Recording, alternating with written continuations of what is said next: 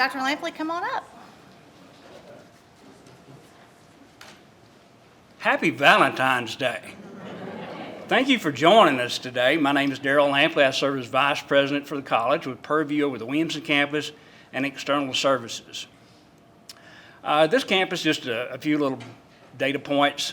In fall of 19, we were about 2,500 students on this campus, to the point that we were overflowing, and Governor Lees found in his heart to give us enough money to build a new building here on the campus. So we hope to start that in March. Yay. And that should take us somewhere in the 3,000 student range when we finally get it filled. So the last thing I'd like to say, if those of you who have not been here before would like to take a tour, or if you've been here before and would like to take a tour after this, we'll have people to accompany you around. So thank you, and we're proud to have people back on campus. Thank you, Dr. Lampley. And I know you have other meetings and things to do this morning, and I like to see the sea of the colors of Valentine's Day, so that's nice to see that. So this February, as you know, is Black History Month, and Franklin Mayor Dr. Ken Moore has a presentation to make this morning, and we'll ask him to come up and do that.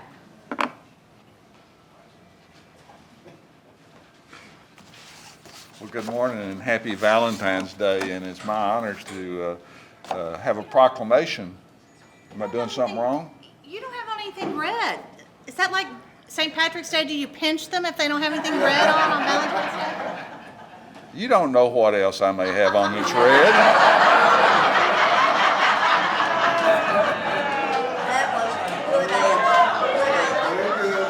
So, Okay, now I'm red now, right?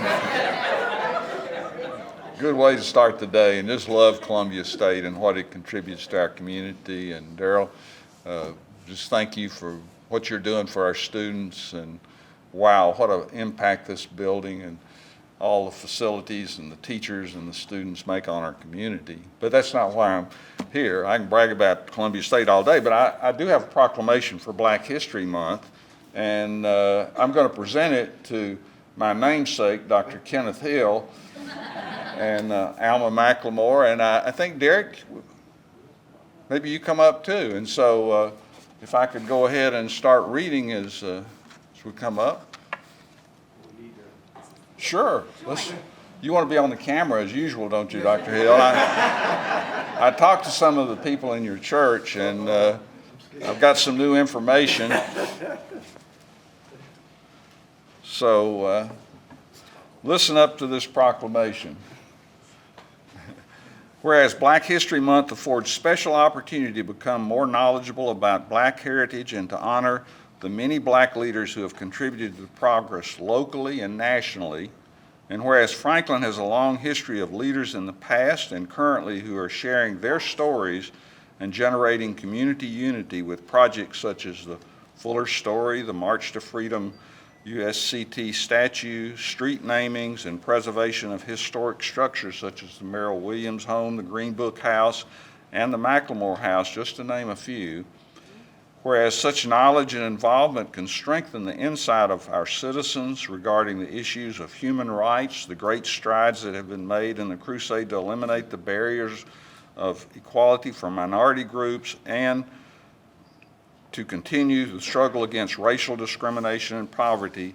And whereas because disparities continue to exist that plague our society, Black History Month echoes the call for equality to future generations and is essential to the formation of a more perfect union and a stronger community. And now, therefore, I, Dr. Ken Moore, forgot my name, Mayor of the City of Franklin, do hereby urge residents to recognize February as Black History Month in the City of Franklin and to join together in making this a period of rededication to the principles of justice and equality for all people. So, Thank you.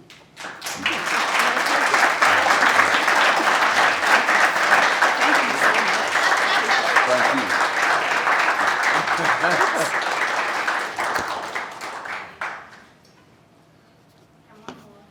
I think we got some photographers here. Other than me playing, I mean.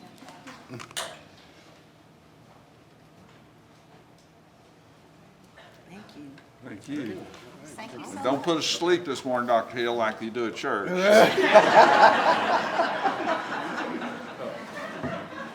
Okay, he got me. That was bad on my part. He got me. All right, great.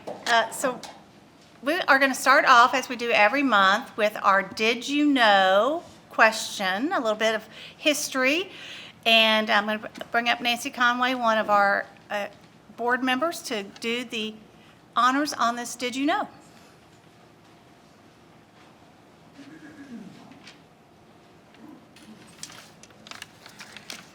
Okay. Thank you, Mindy, and welcome everyone to this session of Frank Talks and being on campus here at Columbia State. And of course, happy Valentine's Day.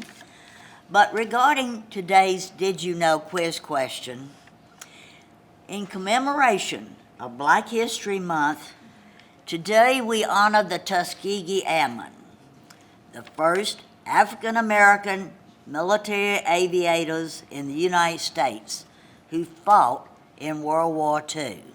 So you can tell that, I've gone beyond Black History Month in Williamson County. But here's your quiz question. Everyone listening? Now, whoever answers this question, of course, first receives a prize, and Mindy is going to watch and see, who answers this first by raising your hand, jumping up, whatever. So here goes with your quiz question. How many Tuskegee Airmen lived in Williamson County? Raise your hand. Ronald? Incorrect. Sorry. Anybody else want to get back in the back? No. A little higher than that. So somewhere in the middle of 5 and 0. 3 is correct. 3. You got it.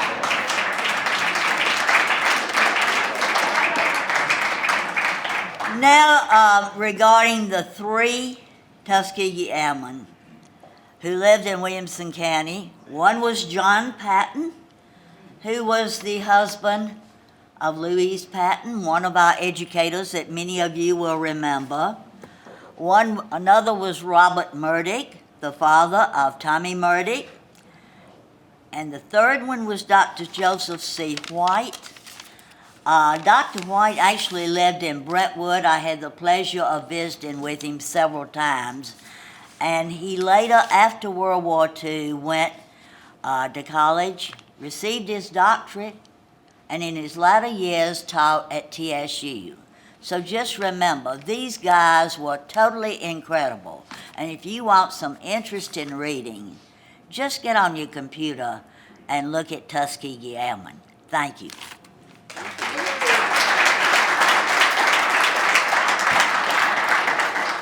Great question, and you can read more about those gentlemen in several books here in our community. So, John Patton, Robert Murdick, and Dr. Joseph C. White.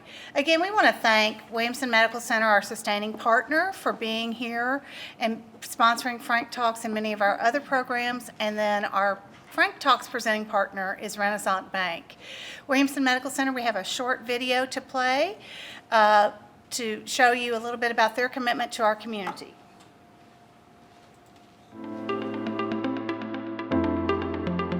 Foot and ankle is such an important area of your body.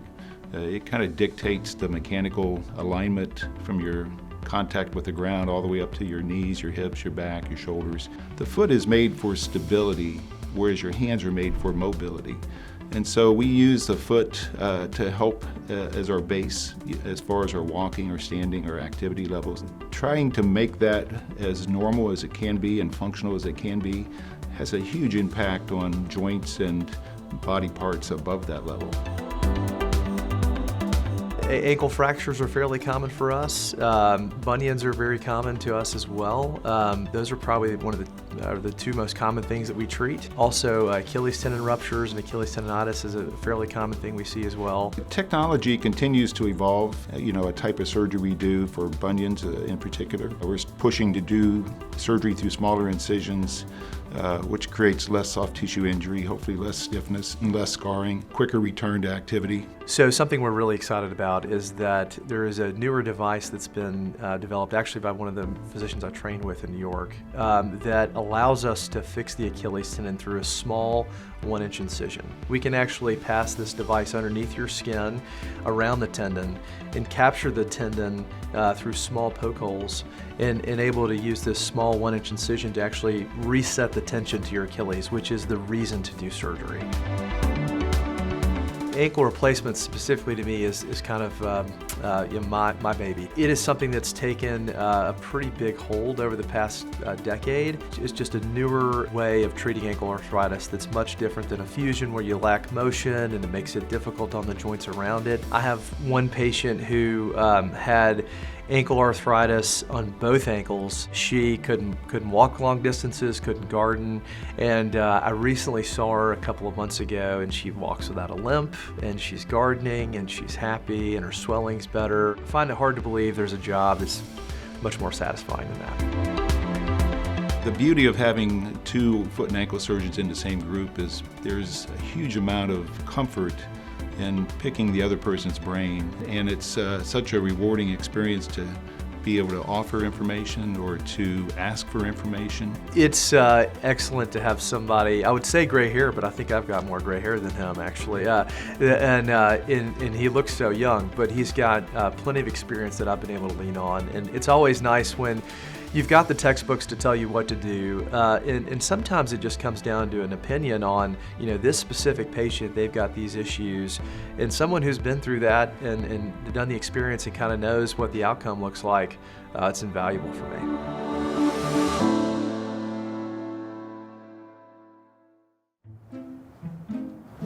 This is amazing.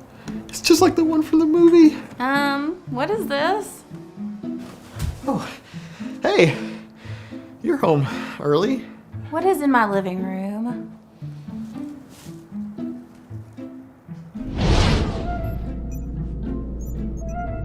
Well, looks like we've got another major purchase without spousal authorization. Here we go. Go ahead and take it to a level 1 and activate the stair.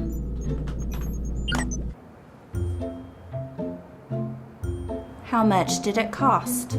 Oh, I got a really good deal. It was free? No, not quite. It couldn't cost much more than all those trips you make for coffee in the morning, no? Is that what I think it is? It is. Bump the southern accent up to 100%. We're at a level 2 now. I know you ain't using my good scissors. Wait, you mean to tell me we have good scissors and bad scissors? Yes. Oh, well, you have nothing to worry about. These are definitely not the good scissors. It took me forever to get that box open. Unbelievable. How did he even find them? They are fabric scissors. There are at least 5 other pairs of scissors in this dang house, and you use my one pair. We're losing him. We're losing him. Take it to level 3. All right. Initiating sarcastic pet name. Why don't you answer your phone, sweetie? Look, I'm sorry. I know that I should have asked before buying this. I just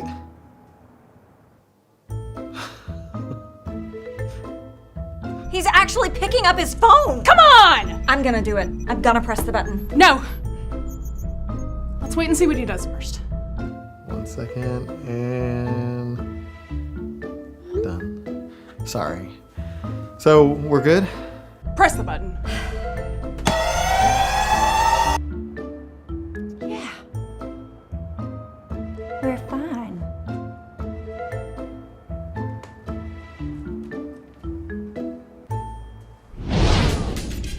Hey, I'm starting to think something may be wrong. Nah, she says she's fine. Yeah. Renaissance Bank, the best bank in the South. Visit renaissancebank.com to learn more. Okay, I noticed the women were laughing more than the men.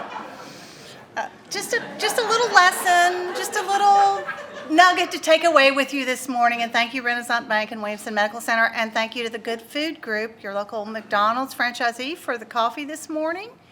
But we're going to move on to our program now, and we want to welcome our program's speakers. And we're going to do this a little, if it's okay with y'all, if it won't upset the apple cart too much, because Dr. Hill, I think you want to come up here and speak, and because we need to move microphones, can we? No, we'll move the microphones afterwards. So we're going to start our program for significant sites in Franklin's African American history. And we are very pleased this morning to have with us Alma McLemore in the center, who's the president of the African American Heritage Society. Also, Dr. Kenneth Hill, who is the pastor at Shorter Chapel AME Church on Natchez at West Folks. Is that West or East Folks? I can't ever remember. And then we also have historian Thelma Battle with us to speak. And we are so excited to be here this morning and have these great speakers and concentrate our attention on what remains to be told in our community. There's been a great start with many things like the Fuller story and other aspects of what have happened in the long history of the African American Heritage Society and in the Hard Bargain community and in other communities. But we're here today to really spotlight some of those things. So Alma, I'm going to let you go first. Alma McLemore, president of the African American Heritage Society. Thank you, Mindy, and thank you for inviting us to be here today. And it is so exciting to look out and see all of our wonderful friends of the community who is the African American Heritage Society. You are the organization. You are supporting, and all of the things that have happened since way back in 1992 are because of our community and the people that get involved. I want to start out by telling you, I always have to share this, and if it's repetitive to some people, I am so sorry, but to new people, you need to know that our organization started back in 1992 with Miss Thelma Battle here, Miss Mary Mills, who was an educator, Mrs. Louise Patton, an educator, Miss Bazelia Harris, an educator, Miss Mary Pierce, who was the director of the Heritage Foundation at that time, and Rick Warwick, who was a historian. So this group of people got together with many others because they wanted to preserve and protect African American history in the community. We all know that Williamson County and Franklin had been well known for historic preservation efforts and saving things and preserving, but the African American history was being left out. Places were being destroyed. There are so many places that we wish we could just capture back and have those back in so many areas of our community. So they started the organization, and at the time they were talking about a museum. Miss Thelma went to a conference, and she went to a museum, and she came back and she said, we need to have a museum here. And they looked around for some places, and the African American Heritage Society, the McLemore House Museum happened to come up. Thelma may tell you a little bit more about that when she speaks. I know she's going to be talking on the Mill Williams, but she and Mary Pierce are the reasons. Mary was trying to find some property to purchase, and Thelma showed her that, and they said, this needs to be preserved. They found out the history of it, and that's how we got the McLemore House. The Heritage Foundation, also Habitat for Humanity, was going to purchase the property and build a Habitat home there. And I think Ron Crutcher was on the board with me at that time. I didn't know it was historic, and I didn't really, think a lot about it. They bought the property and was going to build a house, and Mary and Thelma and the organization talked them into selling the property to the to the Heritage Foundation, because they actually bought it. And then they deeded it to the African American Heritage Society for $1. So those efforts that were done way back in, this was 1997, and we were able to save that home. And Mrs. Mills and Mrs. Louise Patton, they went to the bank. There was a person instrumental also in this community who helped them, Rick Moody. He was at the bank at the time, and they went to the bank and they signed mortgage, they signed against their homes. Can you imagine? Who would do that today? How many people today would actually go to a bank and sign on behalf of an organization to save something?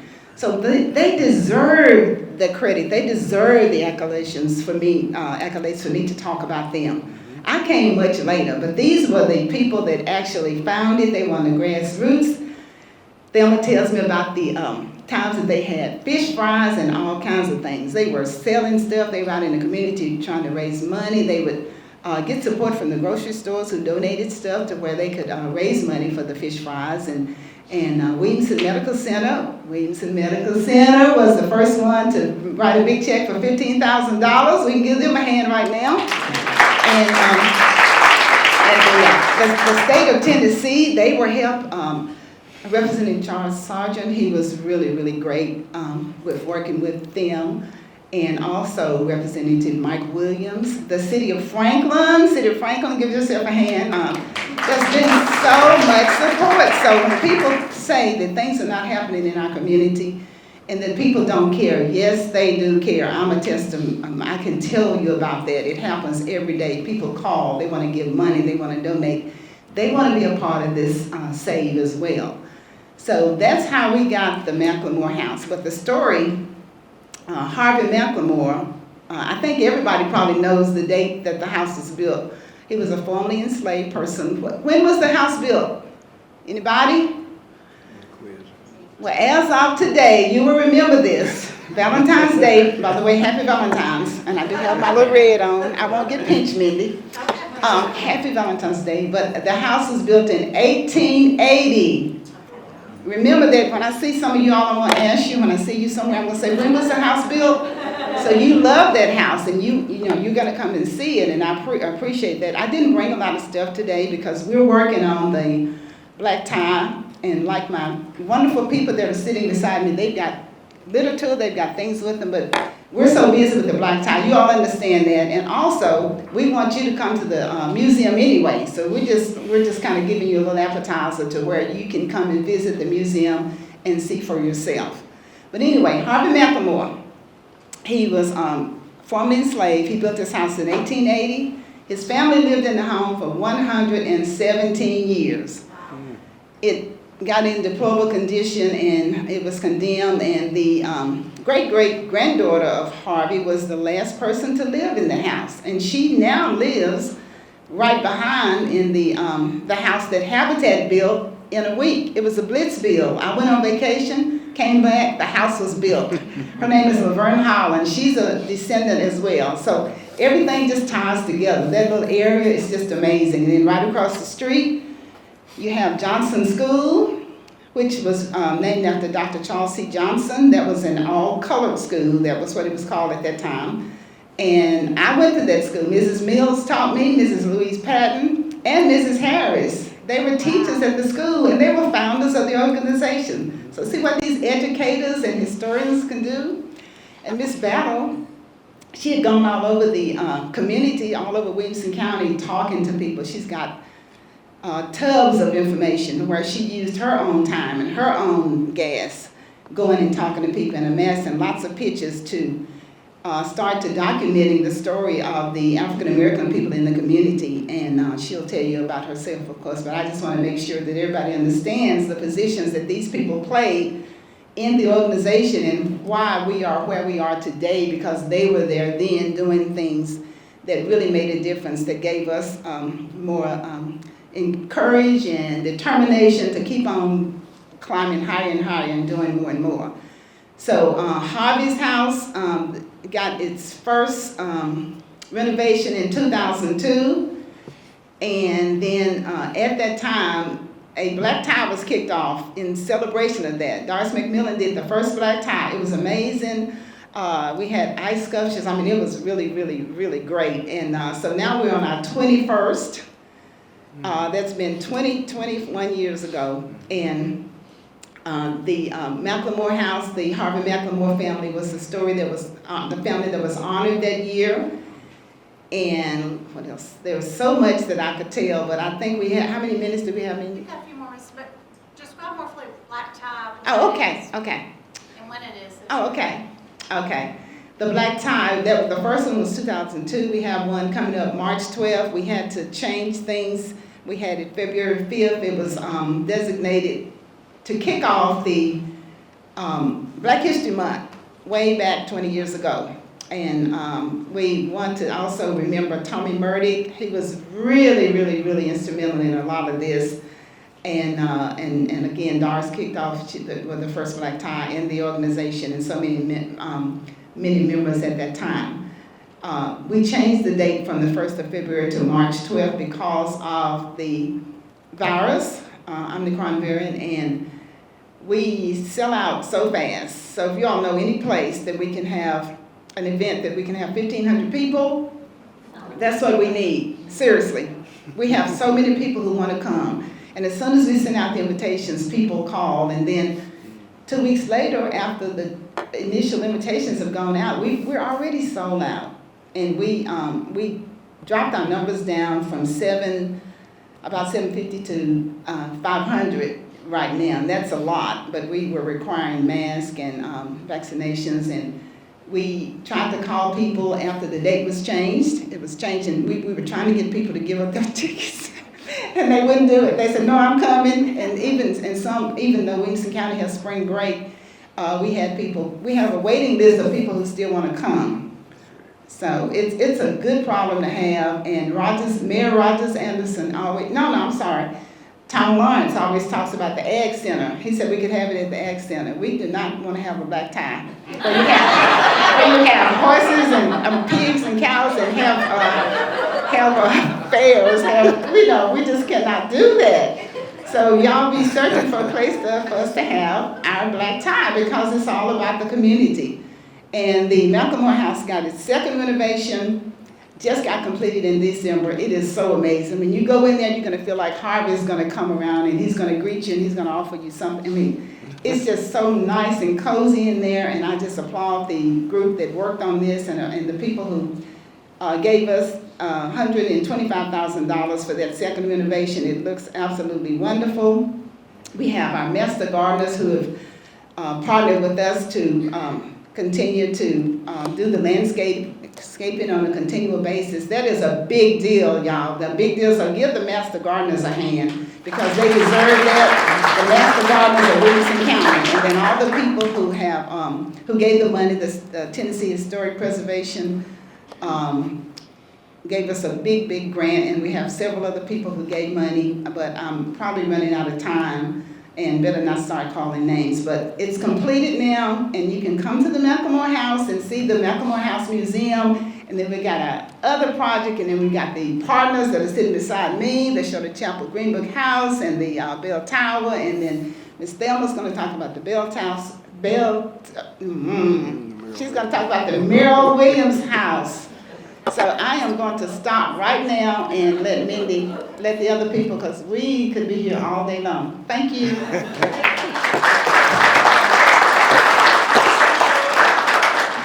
can now allow Ms. Thelma Battle to talk about the Merrill Williams House. And Ms. Thelma, I'm going to leave that right there for a minute. Let me do this for you so that the TV picks it up well. You don't have to worry about it. All right, Ms. Thelma, there you go. Good morning, everyone. Good morning. There is an urgency of what I'm about to tell you today. African American history in Williamson County was almost lost until the African American Heritage Society began the long journey that you see here today. So many of the records pertaining to African American history in this county has been lost or destroyed. I am so thankful for organizations such as the African American Heritage Society, the Historical Society of Williamson County, the Heritage Foundation of Williamson County, the Williamson County Library, the Williamson County Archives. There are so many organizations and individuals. Derby Jones with the Williamson Herald has supported the movement of getting the word out on African American history in Williamson County.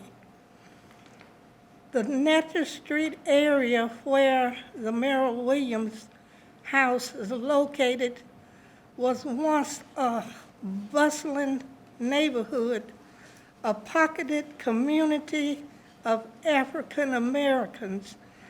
It was just after slavery and through Jim Crow times up until the slum clearance began and several historic homes were destroyed along with the ones that should have been knocked down. I have seen what some people would call wiping out the black people from that area of the Natchez Street. Years ago, just after slavery, there was a white man named Charles Merrill. He had a plantation in Bolivar County, Mississippi, which is in the northwestern part of Mississippi near Arkansas. And he had a plantation down there, but he had a plantation up here out on Columbia Pike, not too far from where the CVS plant was, but across the road. He saw fit to leave a stipend in 1881 to an ex-slave of his named Moses Merrill. Moses Merrill was left so much money to be given to him twice a year, and that's how he was able to build a home on that site. Now, we can't say that this particular house that you're looking at on the photograph is the same one, because a newspaper article, I believe it was in 1933, said that the home was burned down. But Mr. Fred Williams, who had purchased the home years later, said he saw pieces of wood within the walls that had been seared, and so he never believed that the whole house had been burnt down. The Williams family has a long history in Williamson County.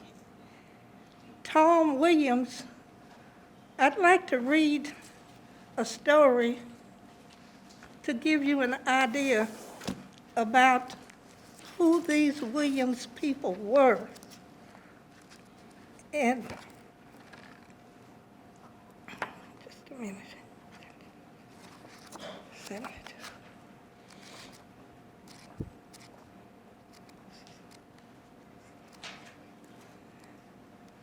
This is I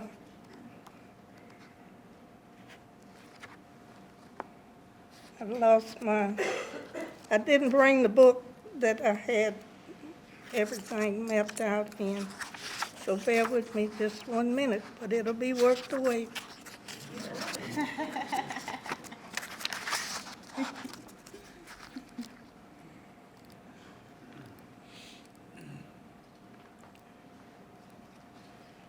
Okay. Now, as I said, Moses Merrill was willed money from his former owner, Charles Merrill, in 1881. A white man named Arthur Thomas owned that particular spot, and he was able to sell to Arthur that spot for $350 in 1881, but Moses was able to pay for it because his former owner, Charles Merrill, had provided for him in the will. In 1892, Moses Merrill became ill, and he wanted someone to take care of him, and he knew Tom Williams. So Tom Williams and he made a contract, and it read, Merrill was old and infirm and unable to attend to business without great labor or fatigue. Merrill was no longer able to take care of himself and needed constant attendance. He appointed Tom Williams his agent, attorney, and trustee. At Merrill's death, Tom Williams was to receive the Natchez Street residence. Part of the agreement gave Williams permission to rent out rooms in the said house not occupied or used by said Merrill, collect the rents and other resources of income and profits from any of said property to pay off debts owing by said Merrill as soon as possible. Now, this procedure that I read to you was not uncommon during that time, because as I have read other wills, several aged people in the Natchez area did the same thing. They found a trusted person to take care of them while they were sick, and they left their property to them. And this happened on Natchez Street at least 3 other times. Tom Williams was the son of A.N.C. Williams, known as the first black man to own a business on Main Street, and he did this just after the Civil War, and the property stayed within that family until it burned, and it was owned at that time by A.N.C. Williams' grandson, William Redmond, and he later moved his business over to where the Sonic is now on Fifth Avenue. But the Williams family were considered wealthy and educated people. When Tom Williams lived in the house, he operated a small market, as well as he taught school on Columbia Pike. I have talked to an elderly person that told me they remember seeing him walking out Columbia Pike going toward Coleman Road, where he had taught school. I believe it was some people call it Perry Station, but the Fitzgerald School. So that family, the Williams family, was a prominent family. They provided so much resource to the community at that time. As I said, the Natchez Street area was a bustling community. There was a theater right down the street from the Merrill Williams house in the 1940s.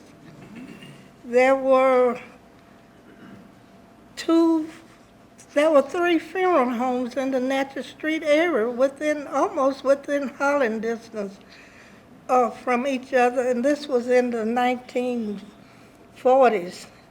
And later on, another funeral home came about through a man named Larry Dawson, who moved his funeral home at 3 different locations in the Natchez Street area. But Tom Williams, when he died, he supposedly left his house to his wife, but she could not prove that, so it went to his relatives. They sold the house to Mr. Fred Williams, and he restored the house during that time and was able to live in it until he was too ill and he went to Memphis, Tennessee to live with his daughter, Cassandra Taylor.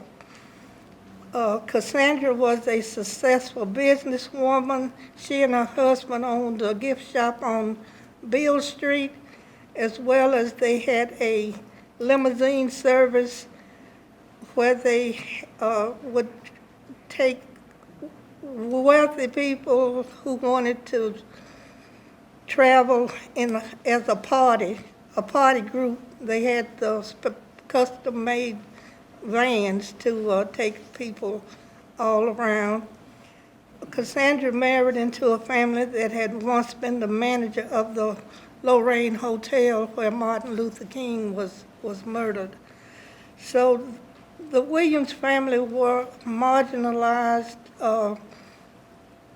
middle class, considering how you look at it in the South is when you measure toward white richness and black richness, but they fared very well. The house at one time had become a boarding house. That was before Mr. Fred Williams, who was the nephew of Tom Williams, purchased it. And Mr. Oscar Carter and his children had lived in the Williams house, and he rented out rooms. Oscar Carter was an entrepreneur back in those days, as he would barbecue a hog in the backyard and then get a cart and take it downtown and sell it. He made his living by renting rooms to people within that house. One particular lady that I met was named Miss Bobby House, and she married the uncle of Tom Williams' nephew. She married J.D. House. She was the owner of the greenhouse down on Church Street that we have a historic marker down there now. And she told me she taught school on Natchez Street, but she boarded in the Williams home. And when she first met her soon-to-be husband, she was so excited she came down those steps and she had a blouse on backwards. Uh-oh, now that's a story for sure. That's a story for sure. Now, Alma and Thelma, Alma, I'm going to ask you, we see this Save 264 Natchez Street, and give me a minute on what Save 264 Natchez Street means and how you all have saved it.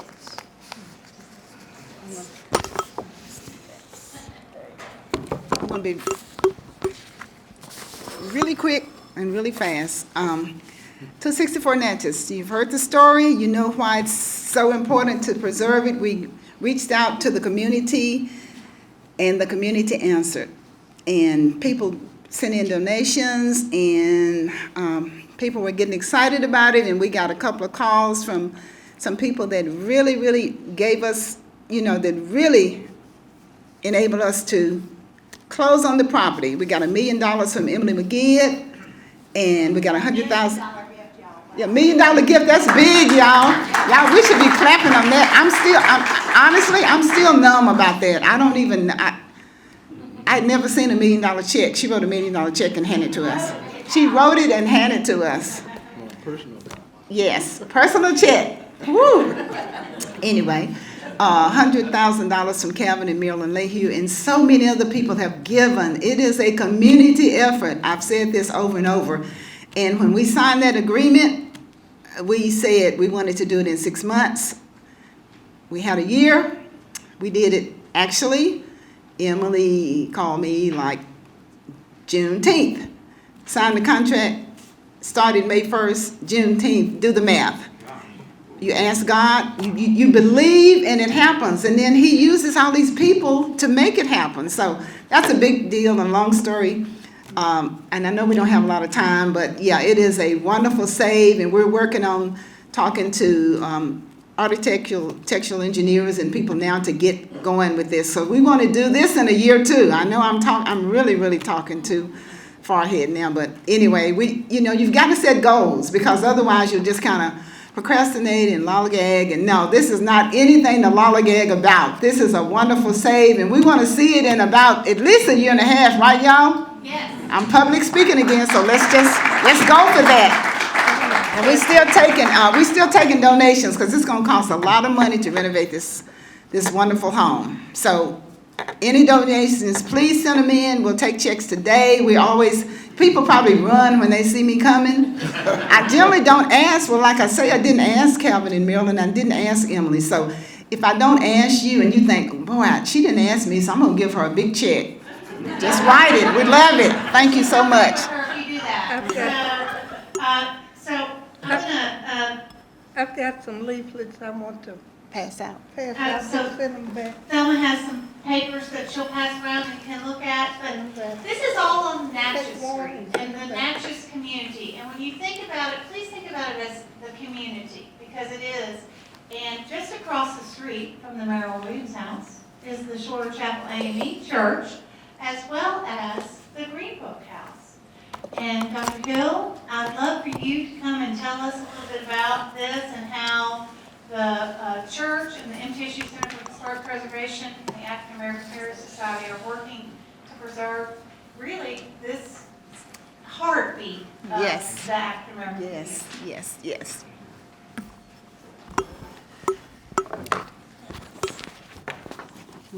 I was in church, and certainly I'm not. I'm going to ask you to stand and, Father, I stretch my leg to thee. Just stand and stretch your leg to thee. So just stretch. Just stretch. Hey, there we go. Just stretch. Yeah, we put our hands up to the heavens and we lean forward to our future and we lean back to our past and we dig down deep into our roots. There's your spiritual exercise for today. All right. Very good. I want to, first of all, thank Sister Mindy for this invitation and the Frank Talk Committee, Franklin Tomorrow Committee, for inviting all of us to share and break bread together today in this manner. I am especially grateful for the sage of the community, Thelma Battle. She is a repository of great knowledge and information and should be celebrated and honored as such. I've gotten to know her since I've come to this community, and if I want to find her, I'll just go to the library. Amen. And of course, Thelma Battle, the African American Heritage Society president. I'm so grateful that we have forged this relationship since I arrived here in Franklin about 7 years ago. And I'm not going to mention any more names, but I have to mention my namesake, the Honorable Ken Moore. We have forged a bond and a relationship since my arrival, and we work together on numerous projects here in the city of Franklin. I'm grateful for our friendship. And of course, I have to recognize my wife, my Valentine. There she is. She's all got decked out in red, Roberta Hill. Former HR director for the Franklin Special School District, who's now retired and gives me a honey-do list every day. And so, and to all my members of Shorter Chapel family who are here, I salute you and thank you for supporting your pastor. All right. I never forget when I came to Franklin and started working in the church, and I shared with them at that time that I've come here to not just pastor you, but to pastor also the community. And I think that I have accomplished some of that. And I'm glad to be here today to meet some new faces and to see some new faces. And some of you I've worked with over the years through the project called what? What's the project called? The city that we do, Your Honor? Unite Williamson. So I'm giving you a quiz. Yeah. So let me say something about the Green Book House, and then a little something about Shorter and where we are. Let me look at my notes here. All right. Do you know what a Green Book House is? Okay. I didn't when I first arrived here. I didn't know Franklin had one. I remember as a child growing up I was raised in Detroit, Michigan, and was born in Martinsville, Virginia, but every summer my parents we would return to Virginia to visit our relatives, my cousins. And my mother would and there was 5 of us in this 56 Chevy. We would get in it and get on the road and head to Martinsville, Virginia, every summer and every Easter. And she would make this big picnic basket. And I said, oh, we're going to have a great time because we're going on a picnic. And so we would stop by the roadside every so often, and she would take out the picnic basket, and we would have a great time. And we did it a couple of times. We would stop until we arrived at our destination at my grandparents' home. And it wasn't until years later when I realized why my mother packed a picnic basket. Because we could not stop and eat at any restaurants along the way. And, but it was a good picnic. Great chicken and all that. But that's a kind of introduction to my story in terms of the Green Book served as the Bible for black travelers. Because we knew where we could stop and eat and rest ourselves. My guess for some of you is that until the movie Green Book came out in 2018, a lot of folks had not even heard of a Green Book House. History hidden in plain view. The Oscar-winning 2019 movie Green Book brought renewed attention to the Negro Motorist Green Book, an annual guidebook of places friendly to African Americans published from 1936 to 1967. It has been 55 years since they were regularly used, and many people who traveled then didn't have the opportunity or even desire to share their stories. In the 1930s, Victor Green, a black man, tried many times to travel. Mr. Green, who was a postal carrier in New Jersey and lived in Harlem, grew frustrated with his inability to travel safely and without friction.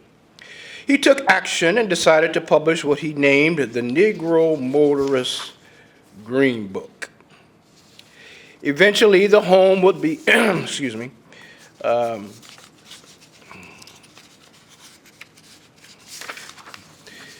Green Book was, again, the Bible for black travel. The first publication was limited to black-owned and non-discriminatory businesses in New York City. The Green Book was printed from 1936 to 1967. In the book's 1948 introduction, Mr. Green wrote, "There will be a day sometime in the near future when this guide will not have to be published. That is when we as a race will have the equal rights and privilege in the United States. It'll be a great day for us to suspend this publication, for then we can go wherever we please without embarrassment." The books provided a listing of safe travel spaces, including hotels, restaurants, nightclubs, grocery stores, and gas stations. The Green Book also included personal homes, where travelers could safely spend the night and find nourishment during an era of segregation and sundown towns. At the time, there were thousands of sundown towns where African Americans were legally barred from spending the night at all. Franklin, Tennessee was one of those sundown towns. The expression often used overtly or covertly through written sources or oral tradition to denote a sundown town was to not let the sun set on you. This history has been hidden even through sundown. Those sundown towns were everywhere. This story is so unknown as to deserve the term hidden. Most Americans have no idea such towns or counties even exist. In Franklin, we have a Green Book House, located in the National Registry listed Natchez District at 253 Natchez Street, next door to historic Shorter Chapel African Methodist Episcopal Church. In the 1940s, the home was owned by Ruth and Ephraim Gaylord. Ms. Gaylord established the home as a Green Book House in the mid-40s. From all accounts, Ruth provided a safe and comfortable haven to black travelers in need of safety and comfort. In the 1990s, the trustees of Shorter Chapel AME Church purchased the home. In 2018, demolition plans were in motion when the pastor and church trustees learned from Alma McLemore, Mary Pierce, Pam Lewis, Paulette Johnson about its historic value as one of the treasures of the Natchez neighborhood. They lobbied me hard because we had no clue that this home that we own had such value. And so we changed our minds and we listened to them. And to memorialize the Green Book House, Pam Lewis, local preservationist, donated funds to produce a historic marker for the property. And if you look on the back table there, you'll see a brochure about the Green Book House. And as well, a dedication ceremony was held for the marker on Saturday, February 15th, during Black History Month of 2020. Eventually, the home will be restored and become part of a larger plan for interpreting the Natchez Street neighborhood. What is amazing, you can walk down the street and see this house for years and years and never realize its importance. Ron Crutcher, who we've been working with on various projects, we met with Mr. Moody, and he was very gracious to share with us a gift. And the next day he went looking for the house. He says, you know, Dr. Hill, I've written about this house so many times and I never knew it existed. The end result is that the house was saved, and another chapter regarding the role of African Americans in the history of Franklin and Williamson County was hidden is now revealed. With the house saved, Shorter Chapel and the African American Heritage Society now face the next and most expensive step, Sister Alma, your fundraising abilities, the preservation of the house and a discussion about the role of the house within Franklin's legacy. Thelma Battle, local historian, is currently writing a book about the home, and I'm quite sure it will be completed soon, and we will indeed have a book signing ceremony for when you're ready. Currently, the Green Book House, Shorter Chapel, is one of tour stops for the Visit Williamson County Franklin Ambassador Program. Once a month, the second Tuesday of every month, the tour buses come, they get off, they stop, and then there's a presentation given about the historical significance of the Green Book House and Shorter Chapel. Shorter Chapel is currently working with MTSU Center for Historic Preservation to determine the best way to share the building's deep history within the community and its connection to the wider story in the United States, working closely with Dr. Carol Van West.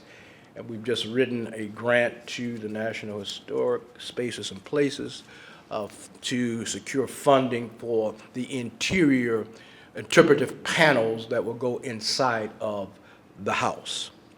Recently, the Heritage Foundation of Williamson County 2021 report, Sites to Save program, is a natural next step. I know there's somebody in here. On their honorable mention list of sites to watch, the Gaylord House, the Green Book House at 2253 Natchez was included. So we're looking forward to our future partnership. Amen. And so again, eventually the home will be restored to become part of the larger plan for the interpreting the Natchez Street neighborhood, the revitalization. I don't like the term gentrification. The revitalization that is taking place in the Mira Williams House, the McLemore House, the Green Book House, serve as are the treasures of the Natchez community. And there are other properties that we have yet to discover that we look forward to being part of this revitalization project. And developers are sniffing around. I know I get the phone calls. I see them walking in the neighborhood. Amen. And give me a call and let's talk. Now, let me just kind of transition, and I got about, what, 5 minutes? Okay. To talk about Shorter Chapel, which has been the anchor for this community over the years. We have a project going on at Shorter Chapel to bring back the bell tower, to preserve the bell tower, the historic bell tower. The first use of our bells took place in the early 19th century, around the time of the relocation of the church from 2nd and Church to our current site on Folks and Natchez in 1923. The bell tower is one of the primary vertical elements that draws people to the church, not only the sound of the bell, but by its vertical profile. Pointing toward the heavens, it is a welcoming sign to travelers and tourists and members and merchants alike. In the winter of 2016, the church began to have a conversation about bringing back the bell and restoration of the 92-year-old bell tower. Over the years, the bell tower has suffered serious deterioration. It is, if not restored, is in danger of collapse.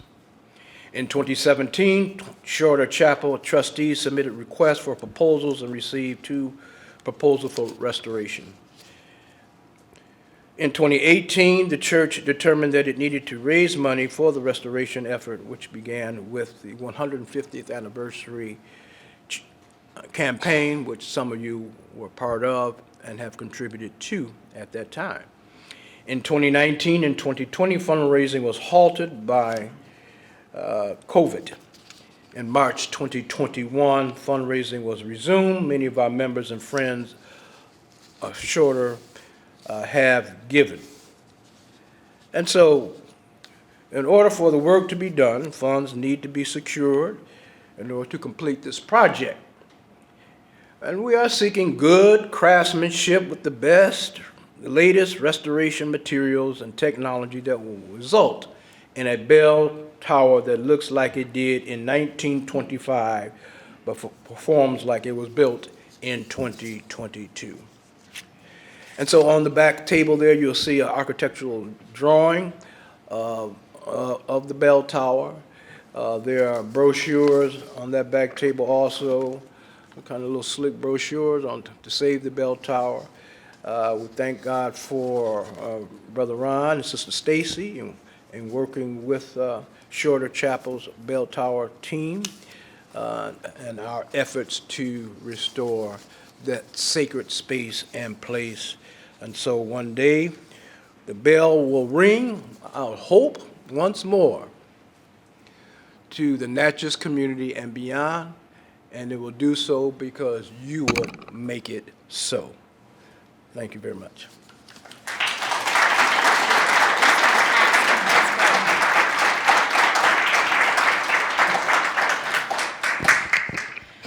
While this has just been a snippet of what you can learn about a history that is emerging over the years, it certainly began with the work of the Heritage Foundation and Mary Pierce and the group of ladies that Alma talked of, all icons in our African American community and in our community in general.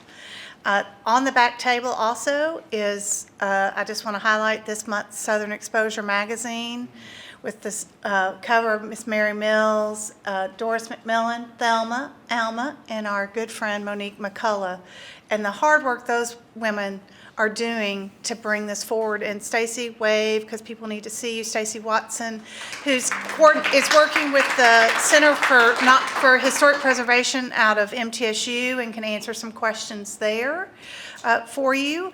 Obviously, that magazine also has some stories and it has some more information about Shorter Chapel's campaign. But please drive down Natchez with a new look. Pull over and read the Green Book marker.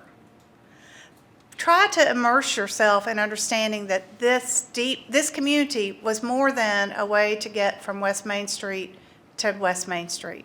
It was a community. Also, the February Black History Month exhibit at the Williamson County Public Main Library this year is featuring the Nelson Wilson Sr. family. And they are the 2022 Pioneer Family for the African American Heritage Society of Williamson County, I believe, Alma and Thelma, Miss Thelma. And so the Nelson Wilson family, Mr. Wilson, was enslaved on the Ravenswood Plantation in Brentwood, built by James Hazard Wilson II. And this exhibit was researched and designed by Leah D. Williams of Toledo, Ohio, who is a direct descendant of Nelson Wilson Sr. And that is in the Special Collections Department at the Williamson County Public Library, and that's on the second floor. There's much to be learned in our community, and we could spend an entire day talking to Thelma and learning more. I also encourage you, when you go to the African American Heritage Society, the McLemore House, you are in another historic African American neighborhood, and that is Hard Bargain. And Derek Solomon, wave your hand. Derek is the executive director for Hard Bargain, and they're doing great things to preserve that community. So there's lots to be learned, and only if we take advantage of opportunities like this and support the work of these individuals can it emerge even further. So we appreciate you being here today. Whoops, let me grab my little thing. So just to let you know who's gotten their new license plate, their new state of Tennessee license plate, or you can get a historic Franklin one if you want to. And you can support Jeff Whitby's here with us, the county clerk. Jeff, you have any of those In God We Trust yet? Stuck back? Okay, and you've got historic Franklin plates too, right? Okay, good. So thank you for being here this morning. Our next event will be March 14th, Frank Talks. And please stay engaged, stay aware, and be involved in our community. And we hope you have a great day. Thank you so much.